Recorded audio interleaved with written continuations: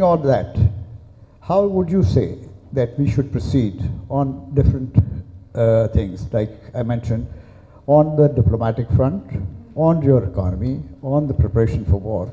Because if you remember, the first response from the Americans was after February 25th, if I remember correctly, Indian attack in Azad Kashmir, actually into Pakistan territory, was that India has the right to respond, and they said things which actually supported what Indians had done. It was only after the 27th action that there was a change. That change definitely is what you probably were alluding to, preparation for war. But at the same time, you have also mentioned that, God forbid, if we do go into a war, it is likely to, or most likely to, spiral into a nuclear holocaust. How does one use this? Because obviously you don't have to demonstrate it. This is all our diplomacy which has to do it. How far and how much can our diplomacy do in this regard? Because war would be the last option of all, in my view. Though we remain prepared for it, but let's look at how diplomacy and how diplomatic efforts can be done in this regard. Because I think there's been a very big gap, whereas the Indians have been able to gain a lot of ground on this particular area, but we have unfortunately not been able to keep pace with it. Thank you. Thank you so much. I mean, listening to you, I got the impression that you were responding to your own questions, and therefore my answers would be redundant. But let me tell you, I mean, when we talk about diplomacy and war and economic development, and so they have to move in tandem, not separately. And not sequentially. As a matter of fact, they have to move simultaneously. And when I talk about war, I talk about preparedness. That was the nuance that I wanted to convey to everybody, that we have to prepare for the war. And I have told many audience that Mohan Bhagwat is training hundreds of thousands of young boys. He is training them for RSS. He's the chief of RSS, Rashtriya Swayamsevak. He's giving them physical training. He was giving them weapons training. He's also training them for getting recruited in the Indian National Army.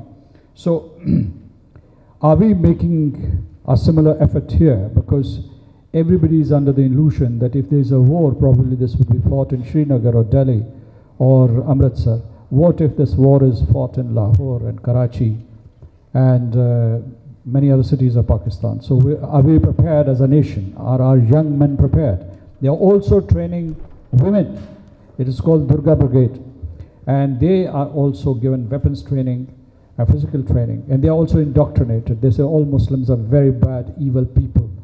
They eat up the flesh of their wives, particularly Hindu wives. So don't marry them. This is propaganda against love jihad. So the second question that you had asked, the second question you had raised, as a matter of fact, was that why are we pinning hopes on the United Nations? And your impression is that the United Nations has not been effective at all. I share your assessment. In fact, the United Nations has been sidelined, and it has been tasked to pursue sustainable economic development and climate change, and it is not fulfilling its core responsibilities when it comes to maintenance of international peace and security. By the way, I sat in the Security Council from 2012 to 2013, and in fact the African Union used to say to the Western countries that all these issues are African issues and we can deal them in Africa. Why do we have to bring them to the United Nations Security Council? So what is happening there, that the most important issues like Palestine or the Syrian issue or let's say Yemen, they are negotiated outside, not in the Security Council chambers. So you're absolutely right. But still it's a pressure point, and we must go there and fail. That would be a better course of action rather than not showing up at the United Nations at all. And because we had started believing in the effectiveness of the bilateral process, we did not engage the United Nations Security Council or the General Assembly. Because lots of things that Palestinians are engaging, they are failing too. I mean, that's a stark reality of our times. But they're going there. So, yes, United States and India are very close allies. And, but in diplomacy, we should not take no for an answer. We should not take a hostile posture by a member of the United Nations or a powerful state to be something like a permanent feature. We should try to alter it. That's the test for diplomacy. That's the test for diplomacy. So I'm suggesting a proactive diplomatic posture where you do not just react. You do not just try to defend your terrain and territory. You outmaneuver the enemy. And I can tell you, I can give you this testimony that this can be done.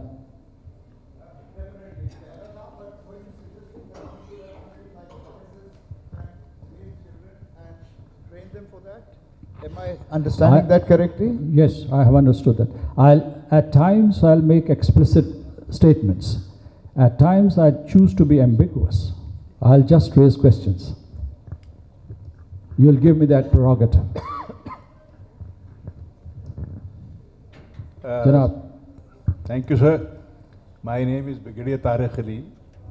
I had the honor to command the LOC from Marala to Siachen in 90s crisis. And I have been writing from the last many years what you said in your expose very excellently, that